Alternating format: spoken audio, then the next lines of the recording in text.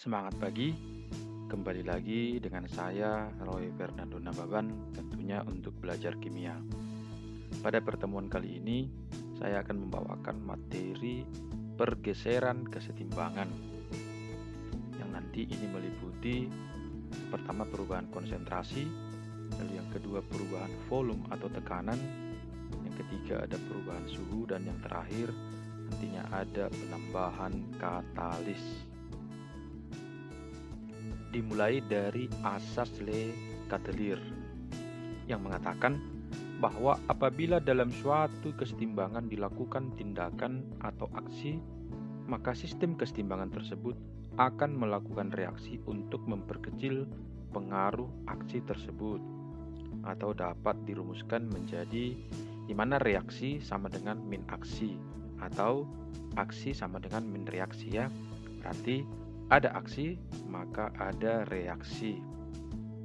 Misalkan dalam gambaran dibuat ini sistem kesetimbangan, bila ke dalam sistem kesetimbangan ini diberikan aksi, nah ini, maka sistem kesetimbangan ini akan melakukan aksi balik yang disebut dengan reaksi.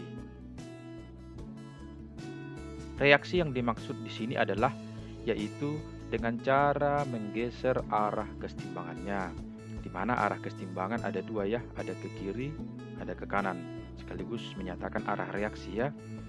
Nah, dengan ketentuan bila kesetimbangan bergeser ke kanan, itu berarti zat di kanan akan bertambah sedangkan zat di kiri berkurang. Demikian sebaliknya. Bila kesetimbangan bergeser ke kiri, artinya zat di kiri akan bertambah sedangkan zat di kanan akan berkurang. Aksi-aksi yang dimaksud disebut juga dengan faktor yang mempengaruhi kesetimbangan, di mana faktor yang mempengaruhi kesetimbangan ini dapat berupa yang pertama yaitu pengaruh perubahan konsentrasi, lalu yang kedua ada perubahan volume dan tekanan, yang ketiga perubahan suhu, dan yang terakhir nantinya adalah penambahan katalis. Yang pertama, pengaruh konsentrasi. Jika konsentrasi zat diperbesar atau ditambah, maka kesetimbangan akan bergeser dari arah zat tersebut. Maksudnya, jika konsentrasi zat yang ada di kanan ditambah, maka bergeser dari kanan ke kiri, atau sebaliknya. Jika konsentrasi zat yang di kiri ditambah atau diperbesar, maka kesetimbangan bergeser dari kiri ke kanan, itu maksudnya ya. Nah, sedangkan jika konsentrasi zat diperkecil atau dikurangi, maka kesetimbangan akan bergeser ke arah zat itu sendiri. Jadi ingat, kalau pengurangan konsentrasi suatu zat, maka ke arah zat itu ya. Jadi kalau zat kiri yang dikurangi, maka bergeser ke kiri. Jikalau zat kanan yang dikurangi, maka kesetimbangan bergeser ke kanan. Itu maksudnya ya, bergeser ke arah zat itu sendiri. Contoh, misalkan reaksi kesetimbangan N2 ditambah dengan 3H2 menghasilkan 2NH3. Diketahui delta H-nya negatif 92 kJ. Maka bila konsentrasi N2 ditambah, atau bila konsentrasi H2 dikurangi, atau bila konsentrasi NH3 ditambah, kira-kira kesetimbangan bergeser kemana? Nah, prinsipnya tadi, bila konsentrasi zat ditambah atau diperbesar, maka kesetimbangan bergeser dari arah zat tersebut. Maka yang pertama ini tadi, ini bila konsentrasi N2 ditambah, berarti yang ditambah adalah di sebelah kiri, maka kesetimbangan tentunya akan bergeser ke arah kanan. Nah, demikian ya. Lalu bila konsentrasi H2 dikurangi, nah, yang dikurangi adalah zat yang ada di kiri ini maksudnya ya. Ini zat kiri, ini zat kanan.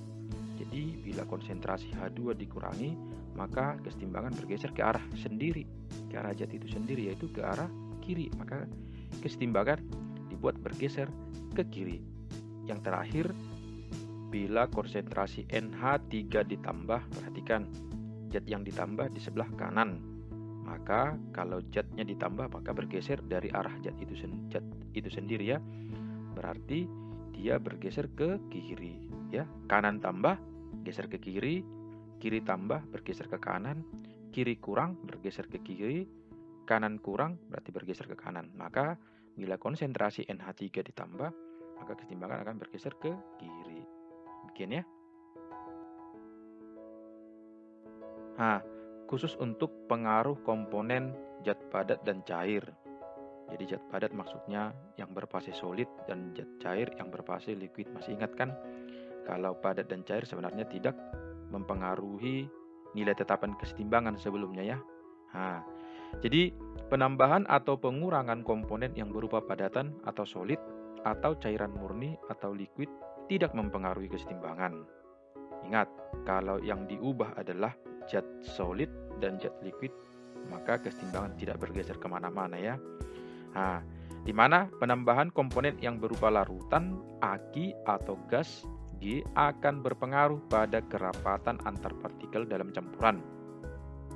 Jika suatu komponen gas atau terlarut ditambahkan, konsentrasi meningkat sehingga sistem bereaksi untuk mengurangi konsentrasi.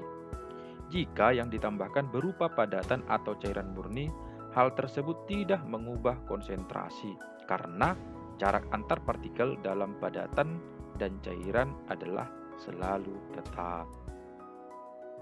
Berikutnya adalah pengaruh volume atau tekanan. Jadi ini digabung ya, karena apa? Karena volume itu berbanding terbalik dengan tekanan. Maksudnya, bila volume diperbesar, maka tekanannya semakin kecil. Atau sebaliknya ya, jika tekanannya diperbesar, maka volumenya semakin kecil. Jadi pengaruh volume atau tekanan ini hanya mempengaruhi kesetimbangan yang mengandung zat berfase gas, ya. Ingat aja, vocil-kocil, yang artinya bila volume diperkecil, nah itu maksudnya ya, vocil, volume diperkecil, maka kesetimbangan akan bergeser ke arah koefisien kecil. Sekali lagi, volume diperkecil, kesetimbangan bergeser ke arah koefisien kecil. Jadi koefisien yang diperhitungkan adalah koefisien zat-zat yang berfase gas, yaitu total koefisien gas yang ada di kiri atau total koefisien gas yang ada di kanan. Atau dapat diuraikan demikian. Jika volume diperkecil, artinya tekanan diperbesar. Kesetimbangan akan bergeser ke arah yang jumlah koefisiennya kecil. Ingat tadi, vocil, volume kecil, bergeser ke arah koefisiennya kecil. Atau jika volume diperbesar atau tekanannya diperkecil, kesetimbangan akan bergeser atau bergerak ke arah yang jumlah koefisiennya besar. Contohnya, ini reaksi pembentukan NH3 atau amonia ya. Jadi gambarannya demikian. Inilah sistem kesetimbangannya. Jadi kalau tekanan diperbesar, berarti ini didorong ke bawah ya. Nah ini tekanan diperbesar, kan volumenya makin kecil, itu maksudnya ya. Jadi makanya volume dan tekanan itu berbanding terbalik. Sekali lagi, kalau tekanan diperbesar artinya volumenya diperkecil. Atau sebaliknya, kalau tekanan diperkecil, nah berarti ditarik ini keluar, maka volumenya akan semakin besar. Jadi bagaimana pengaruhnya? Demikian. Perhatikan untuk reaksi kesetimbangan berikut. Coba perhatikan koefisien zat yang ada di kiri, yaitu gas. Itu kalau kita jumlah, ini koefisiennya 1, ini koefisiennya 3. Berarti kalau ditotalkan koefisien zat yang ada di kiri, jawabannya 4. Sedangkan koefisien yang ada di kanan, ini ada 2. Gitu ya. Nah, jadi total kiri koefisiennya 4, total kanan koefisiennya 2. Maka, bila volume wadah kesetimbangan ini diperkecil, ingat, kalau volume diperkecil, tadi bergeser ke arah koefisien yang kecil. Koefisien kecil yang mana? Berarti ada di kanan, maka kesetimbangan bergeser ke kanan. Demikian sebaliknya, kalau volume wadah diperbesar, maka kesetimbangan akan bergeser ke arah koefisien besar, yaitu bergeser ke kiri. Berikutnya adalah pengaruh suhu. Jadi langsung saja, jika suhu dinaikkan, ingat, kesetimbangan akan bergeser ke arah reaksi endoterm atau reaksi penyerap kalor. Karena apa? Karena kalau suhu dinaikkan berarti kalornya berlebih ya. Jadi supaya kembali setimbang, maka kalor yang berlebih harus diserap. Siapa yang menyerap? Yaitu jenis reaksi endoterm. Karena reaksi endoterm reaksi menyerap kalor. Itu juga sebaliknya, kalau bila suhu diturunkan, maka kesetimbangan bergeser ke arah reaksi yang eksoterm atau reaksi penghasil kalor. Intinya, kalau suhu diturunkan berarti kesetimbangan tersebut kekurangan kalor ya. Jadi kekurangan kalor ini akan ditutupi oleh reaksi si penghasil kalor. Si penghasil kalor itu adalah reaksi eksoterm. Maka ingat, kalau suhu naik bergeser ke endoterm, kalau suhu turun bergeser ke eksoterm. Nah, misalkan reaksi berikut, masih reaksi pembentukan amonia. Jadi kalau kita perhatikan dari harga delta H-nya ini, maka ini termasuk reaksi eksoterm ya. Ingat, kalau delta H negatif berarti reaksinya eksoterm. Dengan kata lain, kalau reaksi ini bergerak ke kanan, reaksinya eksoterm, maka kalau bergerak ke kiri, maka reaksinya endoterm. Ingat ya, kalau kebalikan eksoterm berarti reaksinya adalah endoterm. Buat kalau ke kanan ini termasuk reaksi eksoterm, tapi kalau dibalik bergerak ke kiri, maka ini kesetimbangannya termasuk reaksi endoterm. Maka perlakuan suhunya bila suhu sistem dinaikkan. Ingat, kalau suhu dinaikkan tadi bergeser ke arah yang endoterm, berarti endoterm kemana? Ke kiri, maka pergerakannya atau kesetimbangannya bergeser ke kiri. Sebaliknya, bila suhu diturunkan, ingat kalau suhu diturunkan tadi ini diturunkan bergeser ke arah reaksi eksoterm. Berarti eksoterm reaksinya arahnya kemana? Berarti ke kanan. Maka kesetimbangan bergeser ke kanan. Yang terakhir adalah pengaruh katalis. Masih ingat definisi katalis? Katalisator yaitu zat yang mempercepat terjadinya reaksi dengan cara menurunkan energi aktivasi. Masih ingat ya di topik faktor-faktor yang mempengaruhi laju reaksi. Maka pada kesetimbangan sebenarnya katalis dapat mempercepat pencapaian kesetimbangan saja. Hanya saja katalis tidak mampu mengubah komposisi kesetimbangan.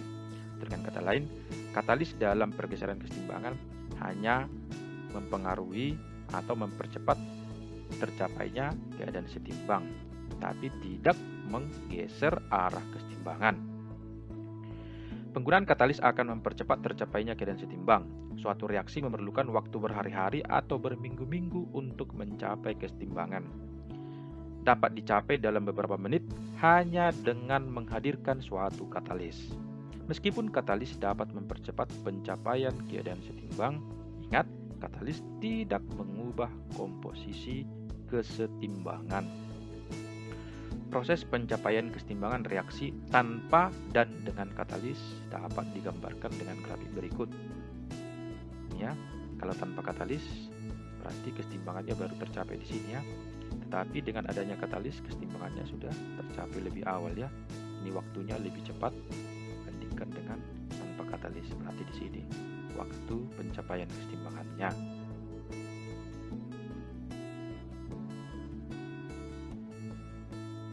Kita masuk ke contoh soal yang pertama.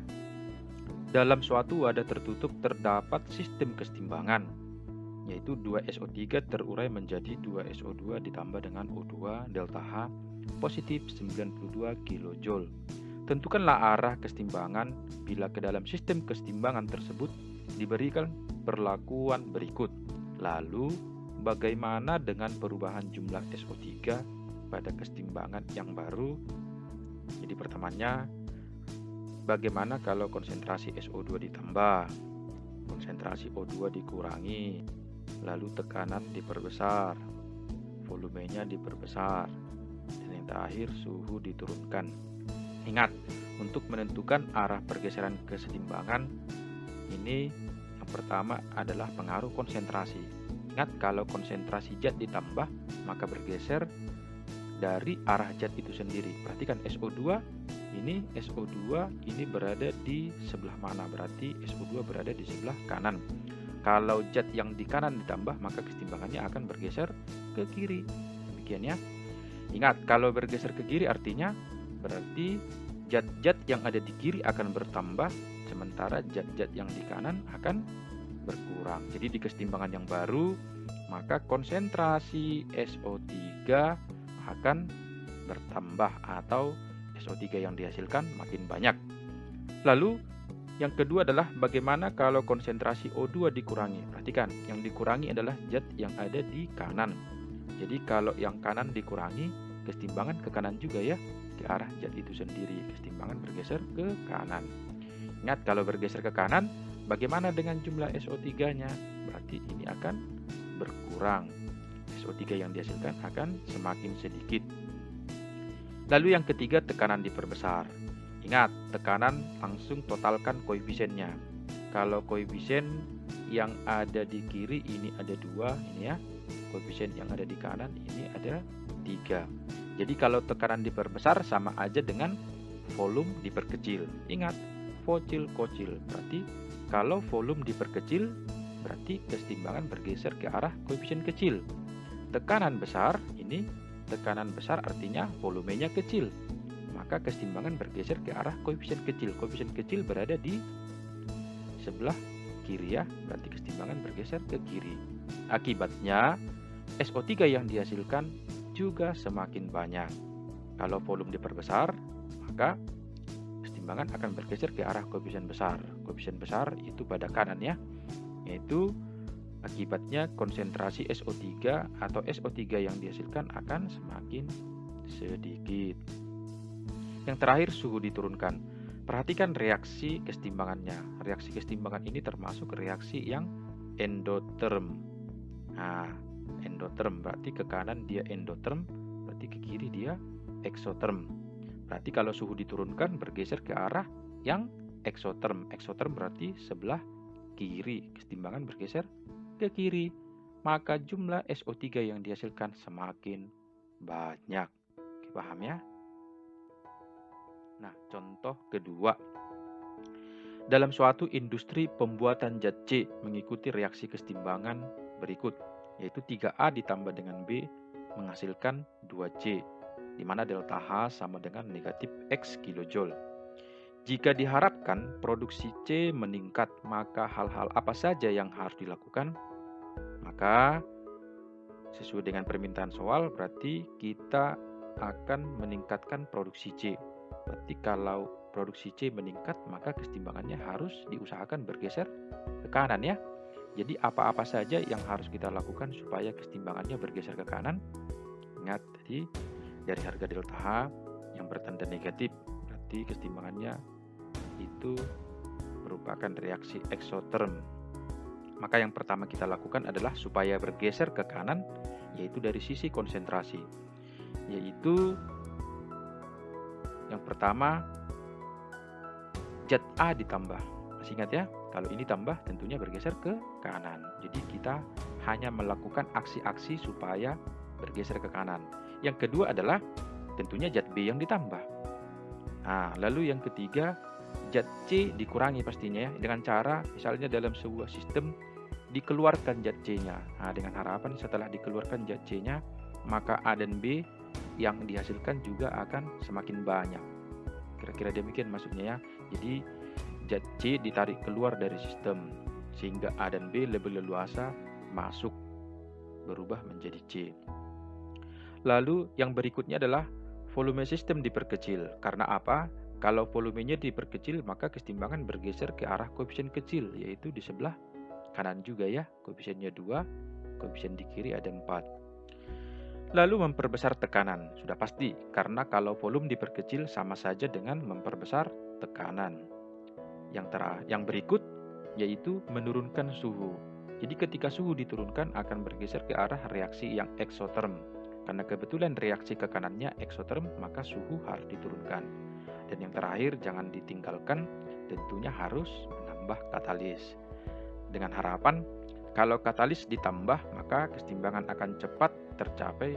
Maka untuk melakukan aksi-aksi yang sebelumnya ini akan semakin baik. Berikut adalah kesetimbangan dalam industri. Jadi hanya beberapa yang penting, yaitu pembuatan amonia dengan proses Haber-Bosch ya. Nah, ini dasar teorinya adalah yaitu apa yang dikemukakan oleh Fritz Haber dan Karl Bosch.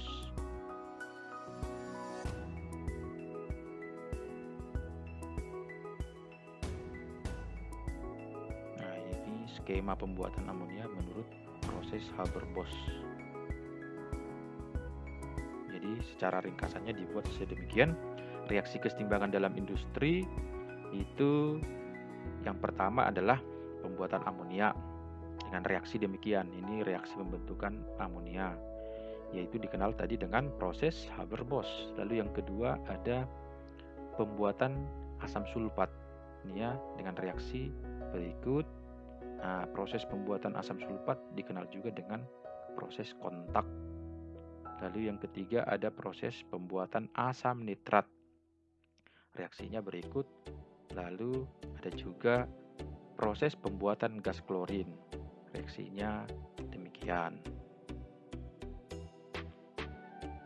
Nah, sedangkan reaksi kesetimbangan dalam tubuh manusia itu meliputi yang pertama adalah kesetimbangan pada pengaturan pH darah dengan reaksi. Lalu ada kesetimbangan pada mulut atau gigi. Ini ya, kesetimbangan dalam mulut menurut reaksi ya.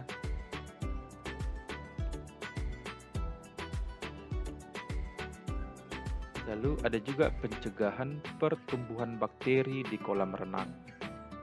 Ini jadi di dalam kolam renang ada juga bakteri. Jadi ini boleh dicegah dengan menggunakan prinsip pergeseran kesetimbangan, yaitu reaksinya berikut.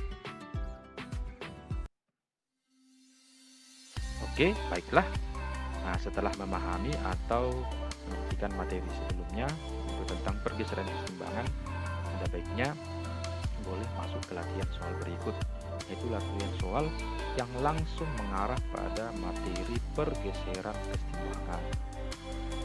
Jadi coba dilatih, ini akan menguji sejauh mana pemahaman Anda mengenai pergeseran kesetimbangan.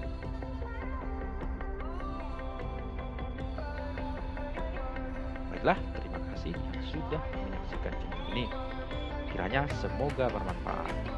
Jadi siapapun yang menyaksikan channel ini senantiasa berada dalam keadaan sehat, kuat, bersemangat, dan bersuka cita. Semangat pagi!